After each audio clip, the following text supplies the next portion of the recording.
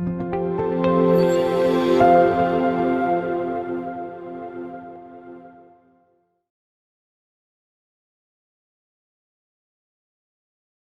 here this morning and I'm going to talk with you about strategy, specifically how strategy powers your leadership.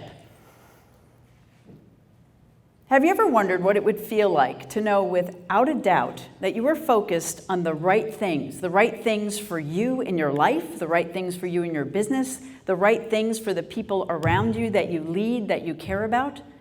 What would that make possible?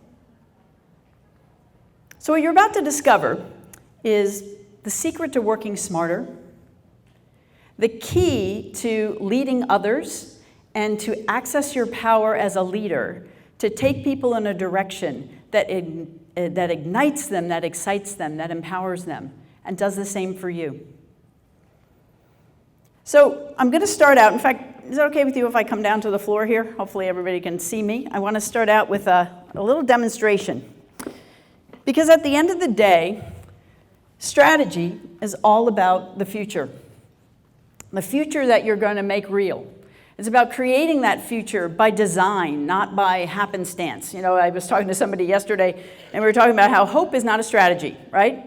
You have to get clear and focused on what it is that you want to create. So we're going to talk a little bit about how being strategic is actually the source of your power, not only to lead yourself, but to lead others. So I need 3 volunteers. Okay, 1, 2, 3 in the back. All right. So we're going to do a little demonstration while they're coming up. So let me ask you a question. So if I were to tell you, what has more power to shape the experience that you have in the present? The past or the future? How many of you say the past? Okay. All right. And how many of you say the future? Okay, so a pretty even split. So I'm going to do a little demonstration to you to actually kind of uncover how the past and the future influence your experience in the present now. But the first thing I want to share with you, and by the way, thank you. Who do we have here? Andrea. Joyce. Denise. So Andrea, Joyce, and Denise, thank you. So you are going to be the past, you will be the present, Joyce, and you will be the future, Denise, okay? All right, no ghosts here. Okay, so you're hold on there. So the present has 2 jobs, okay? Yeah. Okay, now I don't want you to pull, just come into the middle here. Okay, stop right there, okay? And just a little bit over. I'm a symmetry freak, you know, she's got to be lined up in the things. Okay, over that way a little bit. Okay, so here's what happens. You're born. Everybody here is born, right? Okay. And you go along and you learn things. And then, so maybe one of the first things you learn to do that you really decide that you're going to do is you learn to walk, right? So every single person in this room learned to walk at one point, right? Now imagine this. You're a year old, 18 months old, however old you were when you started to walk, right?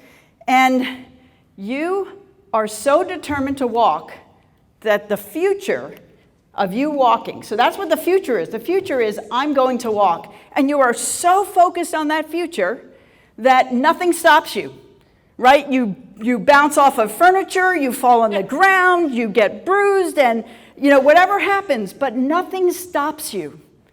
Now think of something that you went for in your life that you were like that, like dog with a bone, like you are hyper-focused on it. Everybody have something? Yeah, absolutely, right? Now, there's a particular quality to your energy, to your action when you have that hyper-focus. And I'm going to suggest to you that that is what strategy is all about. It's figuring out what that thing is for you to focus on. Because every single one of you has had that experience of having that moment in time. And if you can't think of what it is now, remember back to when you were learning to walk, because I promise you had that kind of focus, right? Making sense? Yeah. Okay. But here's what happens. So here we are, we're born, we learn to walk. We're like, well, we get some confidence from that, right? Now, when you achieve the things that you're hyper-focused on, you're working for, it kind of builds you up, right? So the past really does contribute to your confidence and all of that, except for then stuff happens. So for me, one of those things that happened was I was 10 years old. I played in my first full court basketball game. and I scored 18 points. And if anybody plays basketball, a 10-year-old scoring 18 points in one game is like amazing, right? Well, I never did that again because at halftime, they switched baskets, and I'd never experienced that. So I go out, and I was a guard. The ball got tipped off to me, and I went the wrong way. But the person guarded me, so I thought for sure I'm going the right way. People are screaming in the stands. I thought they're cheering me on. They're telling me, go back, go back. So I did this wonderful layup, 2 points for the other team. Then for the next year, my father thought it was hysterical that girls were in sports. He just kind of didn't get it. He eventually did, but he thought it was the funniest thing he ever saw, and then he told the story over and over and over again. So I had that, it was like a humiliation, right? And I lived that over and over again. So fast forward to, I'm doing consulting, and one of the things I have to do is become a speaker. And for 5 years, I would literally throw up before I'd have to go out. I couldn't eat for the whole day before. I was a mess. I don't even know why I stuck with it for 5 years, because I was miserable. But because there was something I wanted to create, right? And at some point, I figured out that that was the moment where I decided I never would be humiliated again. And so this is how, so here's what happens. So that's what creates drag. So just step forward. So you see this kind of represents what happens. So both our past can inform and influence and contribute to our future. And our experience now, our experience of confidence in what we know and what we've experienced. But it can also, we have like, imagine there's like little anchors, right? That pull a little extra drag on the past. So when we're going to step out, those things that can hold us back. Can you see that? Sure. Right? So the past has a way of holding us back. And there's this like tension that gets created over time. And the older you are, the more incidents you have probably, right? And so here we are. Maybe I should go on the other side of this. Okay. So as you go through time, what this creates is a lot of drag, right? Now, so just stay where you are, all right? So you see there's this tension, and those moments where we get humiliated, something happens, we fail. By the way, what does it mean when you fail? You know it didn't work. You know it didn't work, right? But what happens is, in our minds a lot of times, is we didn't just fail. We are a failure, right? And that's kind of the message that gets embedded in us, and that's the thing that that holds us back. So here we are in the present, and we're working hard, and there's this little voice in the back of our head. I have a committee, I call it the Itty Bitty Shitty Committee, that votes and weighs in on everything. And where it's weighing in from is the past, and its entire job is to protect you from whatever that emotion is or that experience is that you don't ever want to feel again. How many of you have had that experience? Okay, got it. All right. In spades, so she raised both hands. Okay, got it. All right, so you can see how the past influences your future. Again, not all bad, right? But it's the things that hold us back that can create the drag. Now, I want you to consider something. Now, if you don't have a future to live into that's powerful, that you believe in, right? Exactly, right? If you don't have a future that you're living into, then what happens is, if this is weak, then consider this. So try to move forward. Just you stay right put. No, move forward this way into the future. See? It's not letting you. It's dragging you along because there's nothing pulling you forward. Okay, now go back because I don't want that to snap and hurt somebody. Okay. All right, got it. Now, imagine this. Imagine if you create a future for yourself that's clear, that's focused. And here's the thing, the tension on this is a function of two things. The pull to the future is a function of your level of clarity, and it's a function of your level of belief. Your belief that whatever that is possible. Your belief in yourself. Your belief in the universe, in life, that it's going to provide for you or allow for you. Right? And so what happens when I talk about being strategic, I'm not talking about some theoretical thing, right? The reason why you want to define what your future is because in the absence of that, then what you're constantly up against is the drag on the past. Now, there are a lot of ways and methods and modalities that you can use there's coaching, there's therapy, there's all kinds of really cool ways out there to be able to let some of the drag off the past so that it can more empower you. And that's important work to do. I'd like to say that part of the job of a coach isn't to heal the past, but rather to eliminate the impact of the past on what's possible for your future. So what I want to suggest to you is but strategy and being strategic is really all about the future. So you want to create that powerful drag that's pulling you forward, the same kind of drag you had when you were 2 years old or 1 year old or however old you were learning to walk, right? Something that is that compelling that you want that much, that you are as clear about and as focused on, that's going to pull you forward. And then when you feel the drag behind you, you can start to look at those things and like pluck the weeds, as I call it, right? You pluck the weeds, okay? Does that make sense? Yeah, it's good. Okay, all right, thank you very much, ladies. Thank you. Okay. With that demonstration, I hope by now you're getting the power of the future, right? It is powerful, but it's powerful if you create it, if you design it, if you believe in it. So to be strategic is to live into the future by design. That's what it really means to be strategic. You know, a lot of times we think about strategy is the executives going off to the retreat and creating the vision and mission of a company, right? We think of strategy as, you know, the board coming up with where we're going over the next year or the next 3 years or 5 years. But I'm going to suggest to you, and what I'm going to talk about for the rest of this time, is not just how to create that kind of strategy, but how you can use the discipline of strategy to affect your life, your work, your impact every single day. Strategy as a discipline, not as an annual event.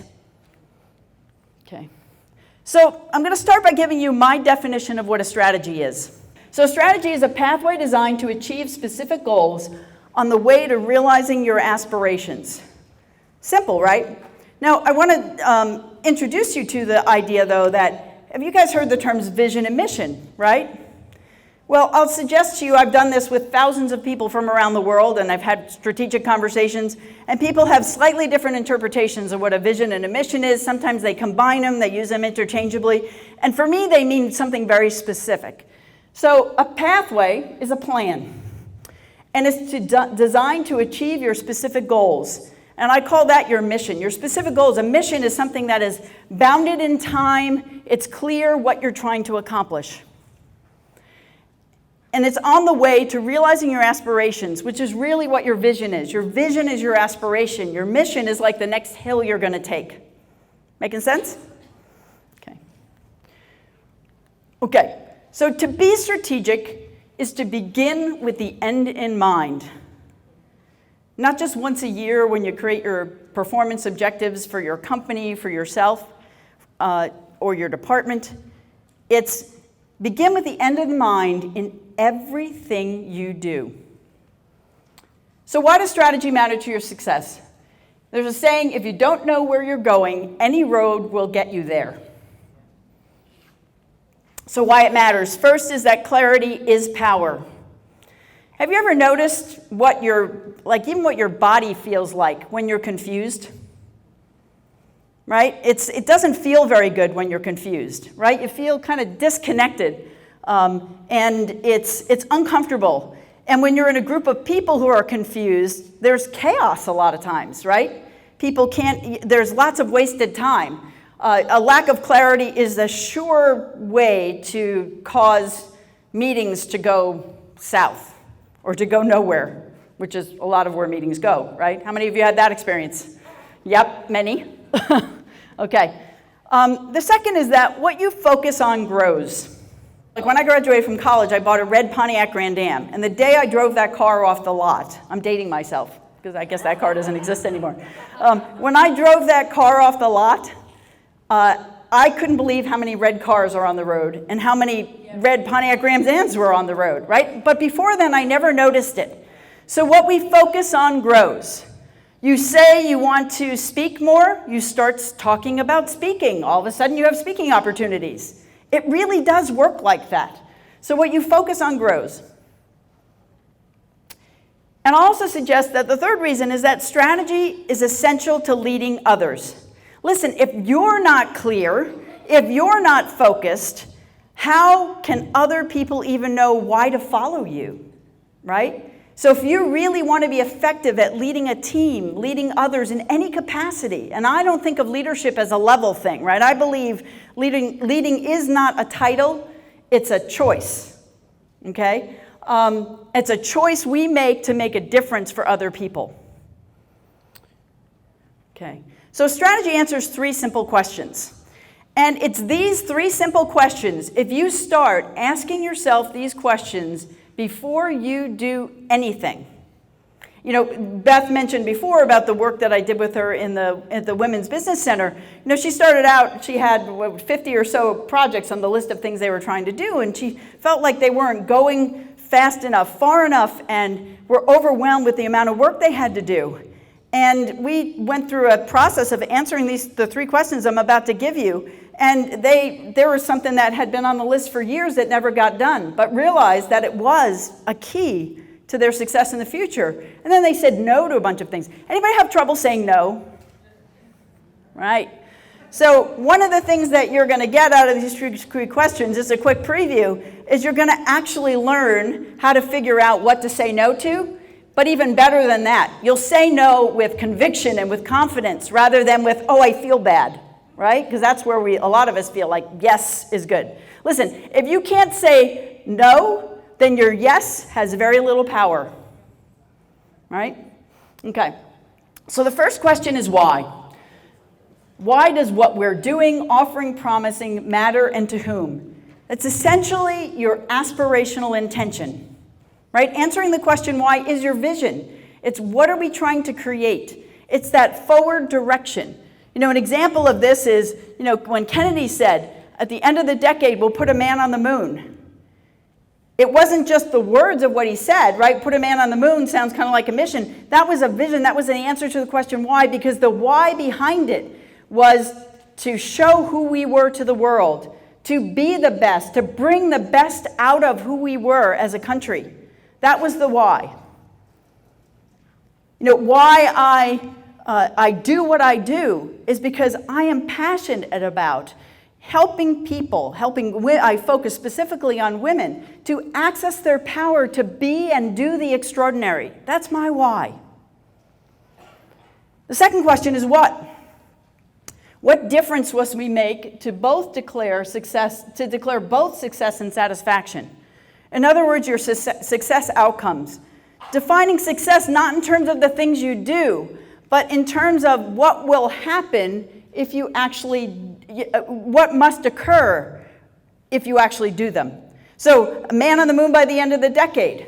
Well, let's define what success meant of that. So we have to, one of them is, success outcome is we have to get the astronauts there and bring them back alive, right?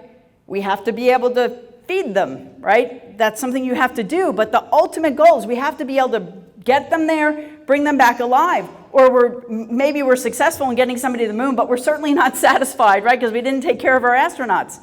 The second thing was, it wasn't enough for them to just jump on the moon and get back in the capsule. It was, you have to take some steps. Walking on the moon, that was an outcome. So you have to build the ability for them to get out of that capsule and walk, right?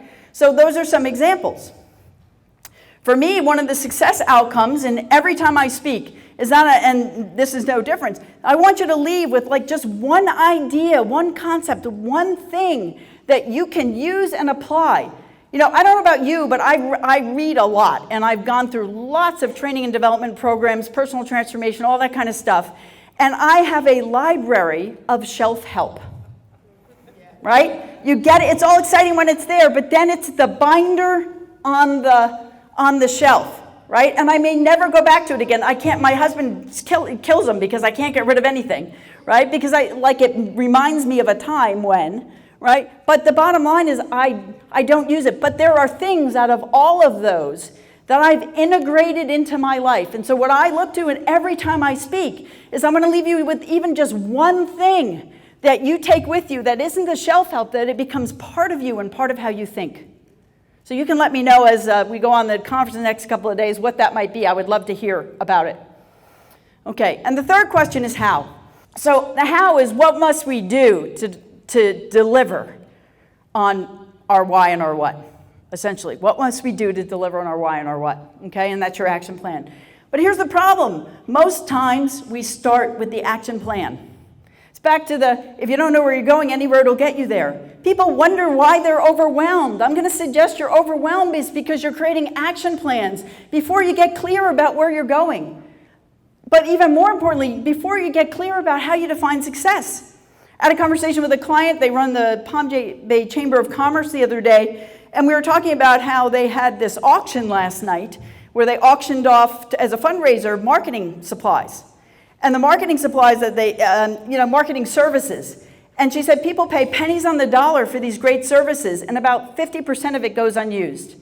And so we talked about what would have to happen in terms of outcomes in order for you to be satisfied that this event was success. And she said, well, one of the things that would have to happen is people would actually use what they buy. And she said, and you know what? In this moment, I realized that we never thought about how to follow up to make sure that they do.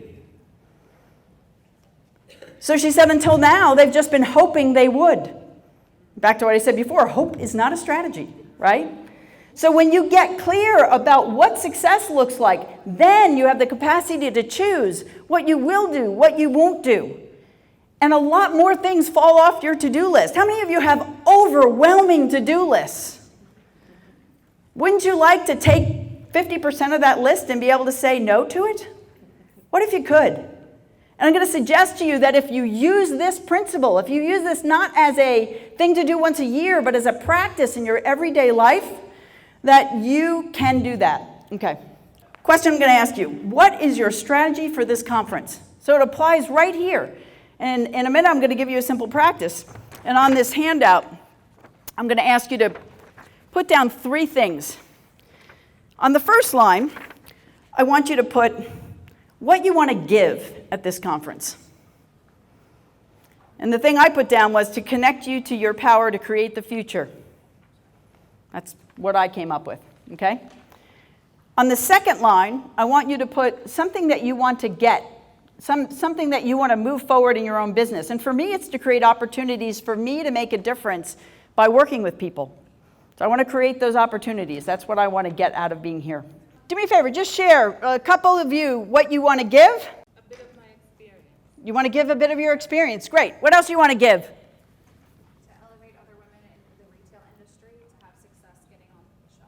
Great, to elevate other people and women in the retail industry who want to get success and get going, right? Okay? And one more? Time. You're going to give your time. Okay. What do you want to get? A couple examples of that. Bigger, stronger relationships with larger businesses. Great. Bigger, stronger relationships with larger businesses. What else? I would like a business mentor. I'm sorry, what was that? I would like a mentor for my business. A mentor for your business. Great. Diversify my portfolio of people I sell to. Diversify your portfolio of people you sell to. Great. Now, the third question, and I'm going to give you, so one of the things that I'm going to suggest you do before every conversation, before every meeting, before every conference, before any interaction, you take 2 minutes and answer these questions. What do I want to get? What do I want to give? Now, you can get much more sophisticated than this, and I'm going to suggest it's worth developing that discipline, but you don't have to in order to put this into practice immediately. So I'm going to give you a simple prompt you can use to get you to the heart of the matter. If you have 1 minute before you're walking into a meeting and you haven't prepared the way you want to prepare, I want you to do this prompt. And it's called If All. If all we accomplished in this meeting was fill in the blank, I would be super successful and satisfied, right? If all I got from this interaction was fill in the blank, I would be super successful and satisfied. So I want you to put your one if all, like you may have yours already, right? You're looking for a mentor. That could be your one thing. But if all, so everybody take a moment and put down your one thing. I'm running short on time, but what I'm going to absolutely request that you do is before you leave this room after my talk today, I'd like you to share that with at least one other person. What your if all is, okay? And I'm going to suggest that if you use this every single day in everything you do, even if you do no other preparation, this will make a huge difference. Because what it will do is it will take lots of ideas and thinking and whatever, and it will narrow your focus. It will help you focus. You'll see, it'll be like your red car, right? Okay, good. So, the opportunity trap. So there's a difference between being opportunistic and being strategic. Have you ever chased a squirrel? No, it's like, come on, follow me, right? Distractions, they're all around us, and we chase them, okay? How many of you have chased a squirrel, right? How many of you chased a squirrel just yesterday? Right, exactly. And then there's shiny objects, right? I have a thing for shiny objects. I was an IT professional before I got into leadership development, and technology has always been my shiny object. So, here's an example of my shiny object or my squirrels. In 2009, I started a blog. In 2010, my blog went to being one of the top 100 leadership blogs in the world, right? Pretty quick success. I got terrified, absolutely terrified. I had my why, that I wanted to help women to access their power, to be and do the extraordinary. That was still my why back then, still my why now. And then I got invited to go into a business, the iPad came out, the first one, to help develop an app. And it drew on all of my project management skills, and I sold this contract to Harbor Branch Oceanographic Institute, and I thought, oh, I justified doing it because I thought it's going to bring me in short-term cash while I'm building my business. Because in 2008, when the market crashed, I watched a healthy six-figure business evaporate just about overnight. And I was afraid. So I chased the opportunity. And by chasing that opportunity, not only did we made a lot of money on that app. The problem is most of it got sunk back into the cost of the technology we had to buy to deliver on the app, right? So it didn't deliver anything that had to do with my business. And when I looked at it, the real reason I was opportunistic instead of strategic in my business was because I was afraid. Right? And I thought this was a faster path to success. I was terrified about being out there in the world. And I let that drive me in being opportunistic. And I'm going to suggest to you that that's what we end up doing, and it drags us off our purpose. So I want to give you the secret to working smarter. It's the secret to being strategic. It's the secret to achieving your dreams. And it's this simple. And if I would have applied this secret back then, I never would have gotten involved in developing that app. Because what it did was it cost me 2 years. I had to get everything back on track. With all I had built, I had to get back on track. So, and that secret is clarify why and what before how. Those three fundamental questions of strategy, why, what, and how, we start with how. Every time you start with how, you create more to do than you can possibly accomplish. That's just the way it is, because you haven't narrowed your focus enough to figure out what you shouldn't be doing, right? Working smarter is freedom. It's freedom of time, it's freedom of satisfaction, of confidence, of accomplishment, of leadership. Fill in your own blank. But when you work smart, when you choose things for your future, you say yes to the things for your future and no for the things that are not for your future, you have freedom. Because you know you absolutely are working on the things that matter most. But the secret to working smarter is also your access to being strategic in everything you do. Because strategy guides choices. In fact, I'll suggest to you that choice is the access to your power. And as a leader, it's also how you help others access your power. Do you know what the number one job of a leader is? The number one job of a leader is to bring people to choice. Someone's not performing, you feel like you have to tell them what to do. No, you figure out what choice you need to give them so they can choose to either up their performance or something else, right? Bring people to choice gives them their power back, because then you're not doing something to them, right? You're empowering them to choose. Somebody says they want to grow their leadership, give them opportunities and let them choose to take them on or not, right? But bring people to choice. So choice is the access to your power, and it's your power as a leader. That's how you give people access to their power. So choose yes or choose no. See, we have yes is positive, no is negative, right? We kind of have that connotation. If we say no, it's bad, right? But I'm going to suggest to you that it doesn't matter whether the answer is yes or no. You need to choose for your future. You need to choose from your future. And I don't care whether the answer is yes or no, but if you're making a choice based on a clear definition of why and what, and you choose which hows you're going to go after, you will be far more effective, far more successful, far more satisfied. Because at the end, that is your access to your power. Choose why and what before how. Get clear, get focused so you can work smarter. So you can make more out of the time that you invest every day. So that that hard work pays off. My blog is Random Acts of Leadership. I'd love for you to visit, and if you do go and you read an article that you like, please make a comment because I love to hear from you. Thank you very much for being here today. It was a pleasure to be with you.